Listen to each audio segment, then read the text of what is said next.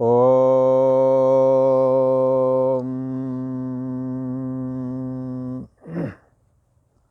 श्री वशिष्ठ जी महाराज बोले, हे राम जी, ये जो आत्म सत्ता है ये नित्य सदा रहता है और कैसा है, शुद्ध है, इसमें माया का लेप नहीं। और कैसा है, ये अंतर्यामी आत्मा तुम्हारा अजन्मय है, अजर अमर अविनाशी है, और ये आत्मसत्ता सदा अपने आप में स्थित है, किसी के आश्रय में नहीं। राम जी आप वही हैं। और जिस प्रकार सृष्टि उदय हुई है वह भी मुझसे सुनिए। वास्तव में हे राम जी अनुपजा जगत ऐसे ही दिखाई पड़ता है जैसे स्वप्न देखने वाला पुरुष स्वप्न में अनुपजा जगत देखता है और वहाँ अनुकूल परिस्थितियों में वो सुखी होता है और प्रतिकूल परिस्थितियों में दुखी होता है। इसी प्रकार से हे राम जी ये जगत तुम्हारी माया ही तुम्हें दिखा रही है। तुम ब्रह्म हो, तुम आत्मा हो। जब मन खड़ा होता है तो ये जगत के रूप में दिखने लगता है और जब मन लीन हो जाता है तब जगत का दिखना भी बंद हो जाता है। इसीलिए वेदों ने कहा है, उपनिषद ने कहा है, मन एव मनुष्याणाम कारणम बंध मोक्षयो। मन ही बंधन और मुक्ति का कारण है। बंधाय विषयाशक्तम मुक्ति निर्विषयम स्मृतम। हे राम जी जगत अनुपजा ही भाषित होता है, यहाँ कुछ बना नहीं है, पर ये रहस्य बड़ा गहरा है। जिसका चित्त निर्मल नहीं है वो इस रहस्य को नहीं समझ सकते, परंतु तुम्हारा चित्त निर्मल है, तुम शुद्ध चैतन्य सत्ता में विश्रांति लाभ अवश्य करोगे, जो जगत भाव से रहित है। और मन की कल्पना ही उस आत्मसत्ता में जगत कैसे दिखलाती है। इस विषय में एक आख्यान है, हे राम जी उसे सुनो। किसी पर्वत के तलहटी में एक ग्राम हुआ करता था। उस ग्राम में एक वशिष्ठ नाम का ब्राह्मण रहा करता था। उस ब्राह्मण की पत्नी का नाम अरुंधति था। और उस वशिष्ठ ब्राह्मण में और मुझ वशिष्ठ में अंतर इतना ही था कि वो जमीन पर रहता था, मैं सप्तऋषि मंडल में रहता हूँ। वो जमीन पर विचरण करता है, मैं आकाश में विचरण करता हूँ। जब इच्छा होती है तब मैं भूमंडल पर भी रहता हूँ, जब मेरी इच्छा होती है तो मैं सप्तऋषि लोक में चला जाता हूँ। इसलिए उसके अंदर भी समस्त विद्याएं थी। वो वेद के कर्म और उपासना भाग को भली भांति जानता था, पर ज्ञान भाग से वो अनभिज्ञ था। तपस्या में भी पृथ्वी पर विचरण करने वाला ये वशिष्ठ और आकाश में विचरण करने वाला जो मैं वशिष्ठ हूँ बराबर थे, परंतु ज्ञान मात्र में बराबर न था। ज्ञान जो मुझ में है वैसा ज्ञान उस ब्राह्मण वशिष्ठ में नहीं था। और जैसे मेरी पत्नी का नाम अरुंधति है, वैसे ही उस वशिष्ठ ब्राह्मण की पत्नी का नाम भी अरुंधति ही था। दोनों में बड़ा ही स्नेह था और उनके घरों में नौकर चाकर आदि भी थे। वो वशिष्ठ नाम का ब्राह्मण नित्य नित्य प्रत धर्म कर्म करता और अपने सेवक जो और टहलुए जो हैं उन सभी का भी आदर और सम्मान किया करता था। कि धीरे धीरे उनके शरीर को वृद्धावस्था ने ग्रस लिया। तभी उस ब्राह्मण की पत्नी अरुंधति ने सोचा कि ये हमारा पति मेरा सदा सत्कार करता है, मुझको आजीवन प्रेम से रखा, इसलिए मेरा चित्त तो इसी के प्रति आसक्त है।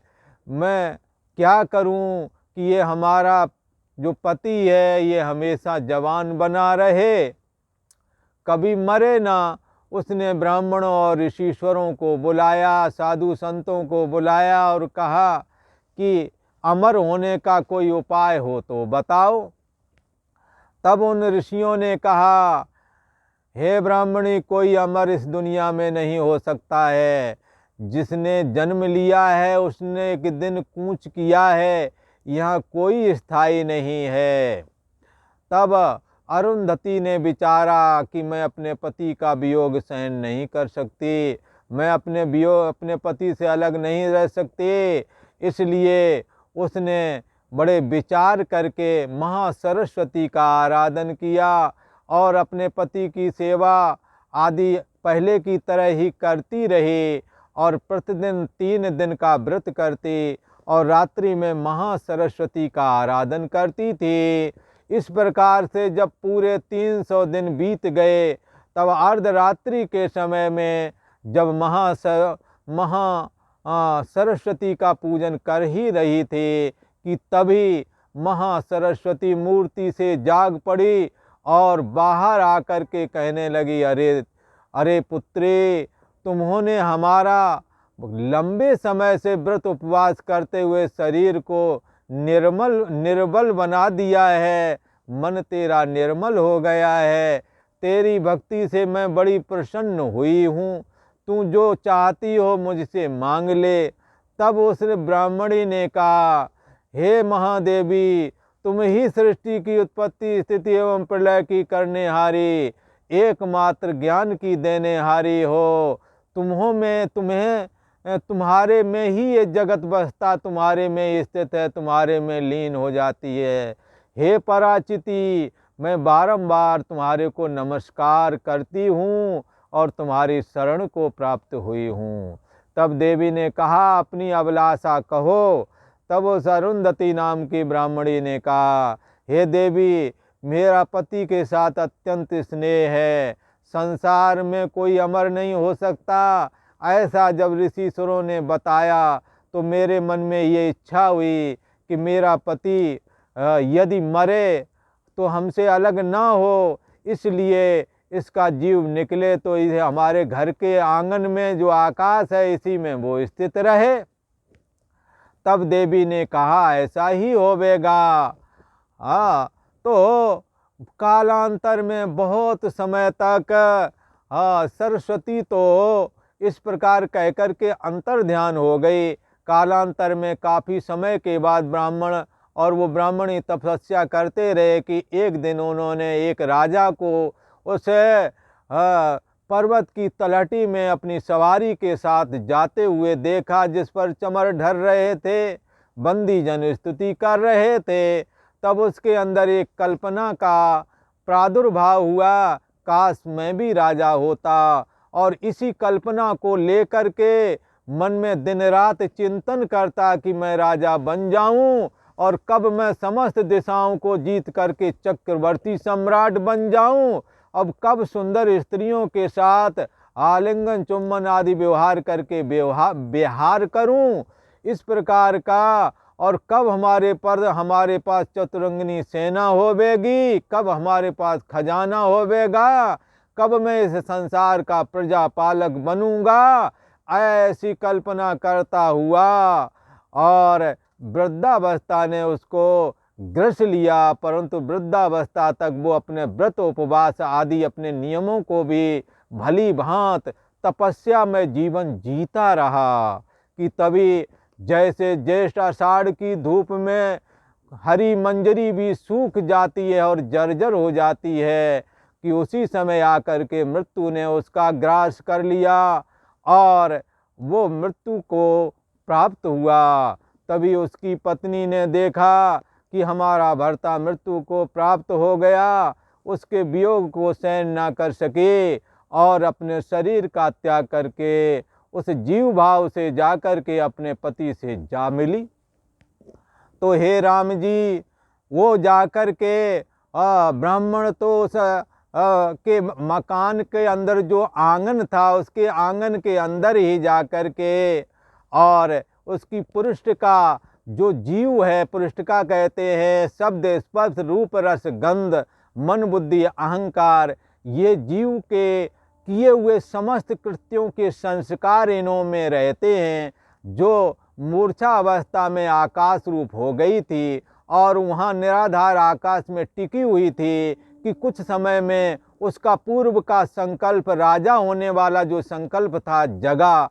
क्योंकि तप पहले का था ही, व्रत उपवास थे ही, लिहाजा उस निराधार आकाश में उसे लगा कि मैं समस्त भूमंडल का एक राजा बन गया हूँ, मेरा नाम पद्म है, और जो उसकी स्त्री थी उसका नाम लीला हो गया। तो इस प्रकार से हे राम जी, अन्न हुआ जगत ही उसको दिखाई दिया।